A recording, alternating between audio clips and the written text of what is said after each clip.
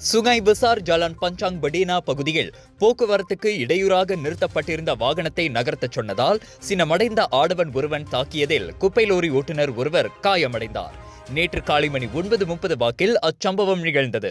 கட்டையை கொண்டு தாக்கப்பட்டதில் அந்த 37 வயது லோரி ஓட்டுநர் கையில் காயமடைந்தார்.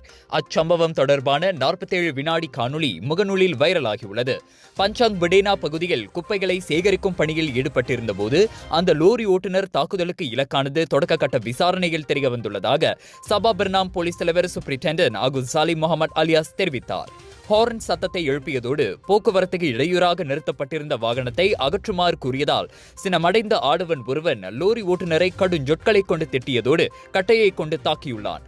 காயமடைந்த லோரி ஓட்டுநர் தங்கு அம்புவான் ஜுமா மருத்துவமனையில் சிகிச்சைக்கு பின்னர் வீடு திரும்ப அனுமதிக்கப்பட்டார்.